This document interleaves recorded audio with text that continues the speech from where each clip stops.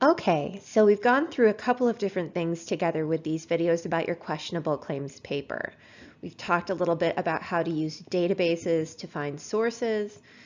We've also talked about how to read an article, and now we're going to talk a little bit more about how to summarize and properly cite an article using APA style, which is the format for proper citation for sources for many different fields, including the field of psychology.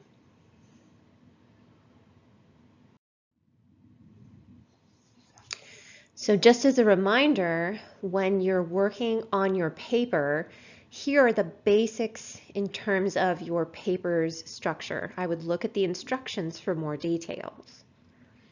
So first you're going to identify the claim that you are addressing and talk a little bit more about why it is important to study that particular claim. I would like you to be fairly neutral about this claim at the start of your paper until you weigh in on the evidence. So for example, it wouldn't be appropriate to say, of course, teaching styles and learning styles should be aligned. Rather, you're going to say something like, I'm going to see whether teaching and learning styles need to be aligned in order for the most effectiveness, right? So don't assume your claim's validity right from the start. Wait to do that until the end after you've reflected on the evidence. Then what you're going to do is you're going to summarize the results of each study, and you're going to cite those studies in APA style. We're going to talk a lot more about APA style in this particular set of videos, and I'm going to give you some activities in order to test your APA style knowledge, as well as some additional resource links for you to look at as you're working on your APA style. I'm also asking you to reflect on whether the studies are strong and credible.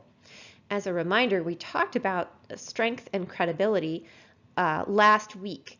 So I want you to look at last week's video about your questionable claims paper for greater coverage on the things we consider when we consider a study's strength and a study's credibility. Then what you're going to do is you're going to determine whether the results have supported your claim. And as a reminder, there are a few different choices.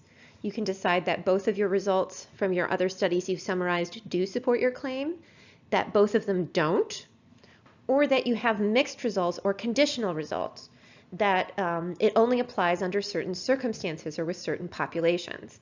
So keep in mind that you can have a more complex understanding of the claim, and that if it's a mixed result or a conditional result, then you can change the wording of that claim. So it might be, for example, that you might conclude the bystander effect exists only under these particular conditions.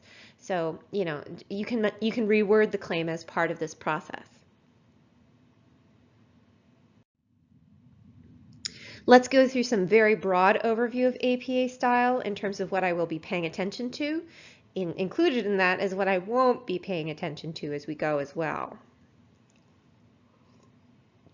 Generally speaking, you want your paper to be double-spaced and in a neutral font. Times New Roman font is one of those neutral fonts, and that's the font I prefer. So go ahead and use double-spaced Times New Roman 12-point font.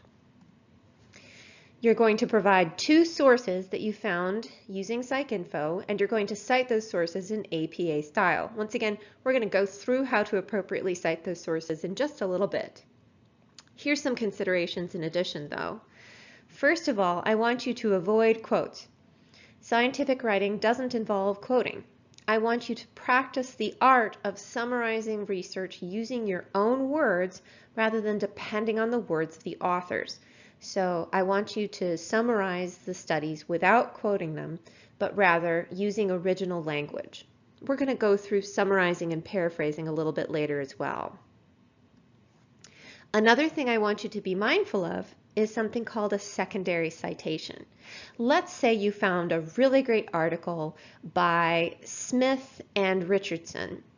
And in the Smith and Richardson article, they mention another article by Lewis and Kim. You wouldn't cite Lewis and Kim in your summary of Smith and Jacobson. You would just be citing Smith and Jacobson. Lewis and Kim is a separate source. that you'd have to track down and provide independently and also provide a reference for. You don't want to secondary cite. You're only going to be citing 2 sources in your paper from each of the sources that you found. And if those sources mention other sources, don't mention those other sources in your paper too, unless they're completely separate independent sources you've tracked down and also provide a reference for. So the take-home lesson here is that you should only have 2 citations in your paper from source A and source B. And if source A mentions a separate source within it, don't provide those additional sources as part of your paper. Focus on source A's results and summarize source A and cite source A. Don't muddy the waters. Hopefully that makes sense to you. In addition, I want you to include an APA-style references section on a separate page, and you're going to put those 2 sources in order by first author. Keep in mind that I've provided in the video about how to gain sources using the database, I've provided some information about how to access the APA-style citation for references, and I've also included a how to cite an APA-style supplementary document that includes a sample references section so you can see what that looks like.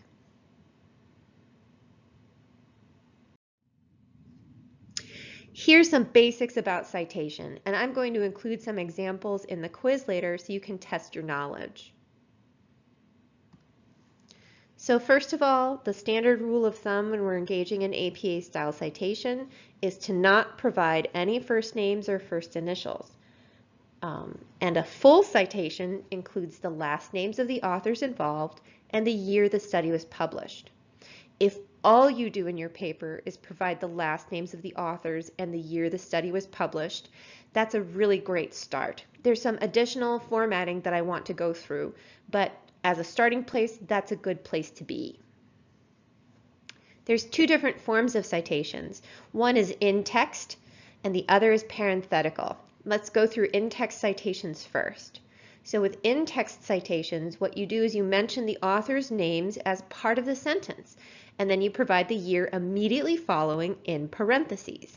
So you might say, Lewis and Kim, 2010, in parentheses, had this to say about this particular phenomenon. If the author's names are an organic part of the sentence, then you just provide the year immediately following, and that fulfills the nature of APA citations. It includes the author's names and year. You're good to go. A parenthetical citation would be where you put the author's names and year in parentheses at the end of the sentence if you don't otherwise mention the author's name. So for example, Smith and Kim, 2009, in parentheses following a sentence. Now, I didn't put a full sentence in front of it, but you get the general idea. One general rule of thumb when you're dealing with parentheses, like you would in the in-text citation with 2009 in parentheses, or in the parenthetical citation with the author's names and year in parentheses, is that you want the part of the sentence in parentheses to be removable and to have the rest of the sentence make grammatical sense. So, for example, you wouldn't say, according to parentheses, Smith, 2010, end parentheses, this is the definition of envy. Because if you were to take that part in parentheses out of the sentence, it would read, according to, this is the definition of envy, right? You want to make sure that you are grammatically appropriate when you remove the part that's in parentheses. All right, so here's how you deal with authors. If you have one author, you mention that author's last name and year, and you've got a full citation. If you have multiple authors, we have different rules about how to handle them. So here's how we go. If there's 2 authors, you cite both of the author's last names each and every time, and the year. Oh, you might notice up above, I say Smith and Kim in in-text citation where I spell out A and D, whereas when they're in parentheses in the parenthetical citation, I use an ampersand. We use the ampersand as a shorter version of the citation, and we would only use that when they're in parentheses. All right. If there are 3 to 5 authors, here's how we tend to handle it.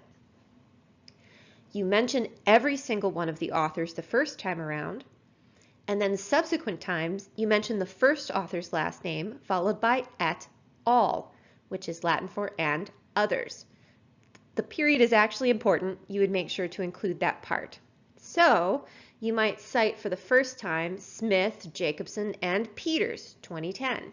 And then if you cite that study again, you would provide the following citation, Smith et al., 2010. You can see how that particular citation would look. Also, once again, if we're tracking, the first one would be an in-text citation, the second one is parenthetical. It doesn't matter which type of citation it is, it just matters that you're citing all the authors the first time around, and the second time around you're using a shorter version. And if there's more than 5 authors, we go with a shorter version of the citation right from the start. The one way of thinking about it is that if you had a study that had 20 authors, it would take up an awful lot of space to list each one of those people's last names. So when there's more than 5, we go with a shortened version of the citation right from the beginning. So that's the basics when it comes to APA style citation and authors within the body of your paper. I would also recommend that you look to online sources such as Purdue OWL, which I've linked, as well as the How to Cite an APA Style document, which works you through many different examples. Let's talk about when we cite. So, typically, you want to provide a citation when you're summarizing another author's ideas, results, materials, or words. Now, you might be used to providing a citation when you quote somebody, but keep in mind that we also cite for all those other potential areas. And in this particular paper, you're not using quotes. I still expect you to cite. When you're describing another person's study, that's when it needs a citation. It's also important to utilize citations when you wish to distinguish between different sources, as well as between your ideas versus another person's ideas. So, for example, let's go ahead and go through something. If your entire paragraph is about a single source, source A, and all you're doing is describing source A, and every single sentence is about source A, you only need to cite once at the very beginning of the paragraph, and you're done. If, however, your paragraph switches up a little bit, let's say some parts of it are about source A and some parts of it are about source B, then you would want to cite each and every time you switch so the reader can track which source you're talking about at any given time.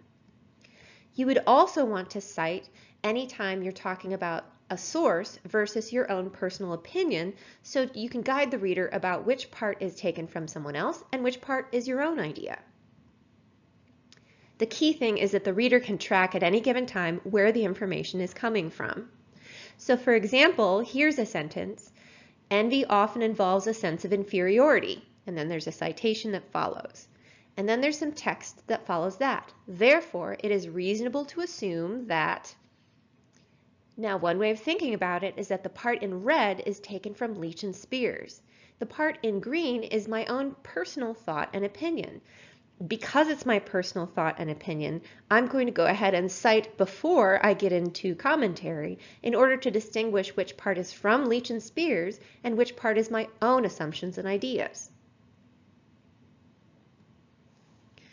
I always like to tell people you can always overcite and then dial it back. I'd rather you cite too often than not often enough.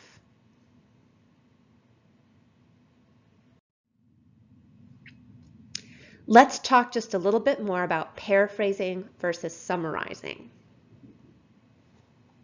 So keep in mind that when you are summarizing another person's source, you're not just rearranging the words on the page and calling it done. A good paraphrase is putting someone else's idea in your own words and using your own language. So the definition of paraphrasing is where you're rephrasing someone else's ideas using your own words. You're going to put all of the important points in the same order as the original idea and include all of those points. And your paraphrase should be of a similar length to the original phrase that you're summarizing. You only use paraphrasing when it's important to maintain all of the arguments that the original source had. So if your original source said there are 4 potential causes to this phenomenon, 1, 2, 3, and 4, and you want to summarize it, then you would provide all 4 of those potential causes in your paraphrase. Keep in mind, once again, that the paraphrase is not just replacing a few words here and there and then saying, okay, I've done an adequate job. You're basically translating that original source into your own language in order to explain it to other people using your own words. Just simply copying and pasting the sentence and replacing 1 or 2 words is not sufficient. When you're summarizing, it's a little bit different than paraphrasing. Summarizing is condensing an idea as opposed to replicating each and every one of the points in it. It tends to be much shorter, and you would pick and choose which parts were important to your paper. So for example, if the original source said there are 4 causes, 1, 2, 3, and 4, but you were really only interested in the first cause, you would only focus on that part of it if you were summarizing as opposed to paraphrasing.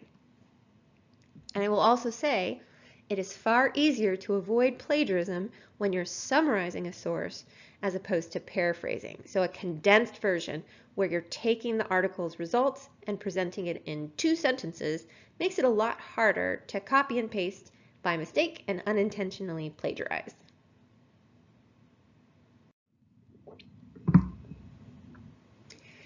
Here's some general things to think about when you are writing and trying to cite appropriately. So the first is to think out loud. One of the things I'm asking you to do is to summarize a source using your own words. And talking about a source with someone else is actually a really great way to make sure that you're using your own language. When we talk out loud, we use a slightly different part of our brain than when we write. And you're far more likely to summarize using your own words when you're talking than when you're writing. You tend not to get buried up, down in jargon. It tends to be less stiff and wordy. And so I would recommend talking about the results of this study with someone else. Even just saying, hey, I read a really interesting study for class and this is what it was about, can be a way to break down those concepts and use a slightly different part of your brain while doing so to trick yourself into using your own words. I cannot recommend this enough. Put the original source aside while you're working on your writing.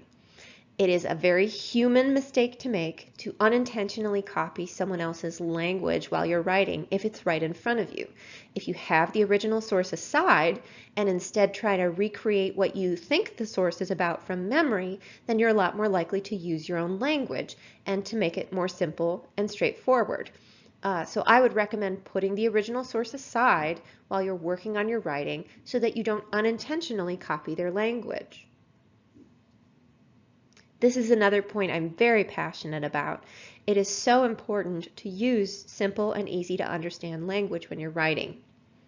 It is very possible to express complex and layered issues and topics with simple language.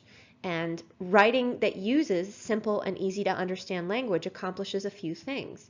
It's approachable so that readers from a variety of backgrounds can understand it, and it's very clear that you understand the concepts and are able to break them down into simple concepts and ideas that are easily expressed. Not all scientific writers can do this.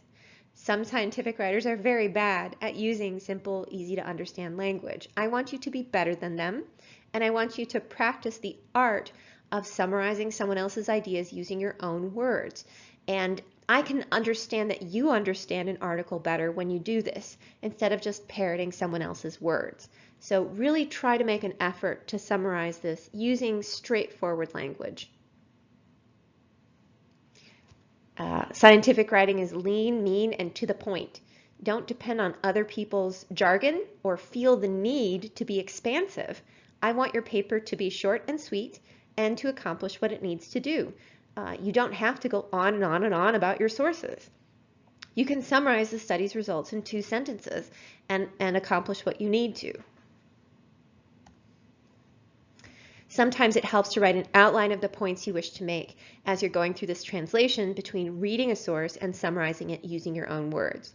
If you do make an outline of the points you wish to make, I would strongly recommend tracking whenever you use the source's direct words by putting quotation marks around it so that you don't unintentionally have that leak over into your paper and then assume that it's an original thought that you had.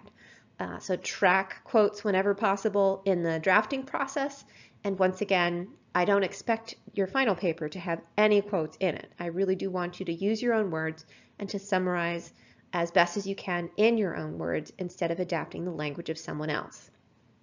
I will be putting your papers through Turnitin.com, and I consider this to be an educational opportunity and exercise. If too much of your language is too similar to the original studies that you're summarizing, I'm going to ask you to write it again so that it can be more in your own words. So this is going to be an exercise in learning how to summarize in your own words appropriately, as well as how to cite appropriately in APA style.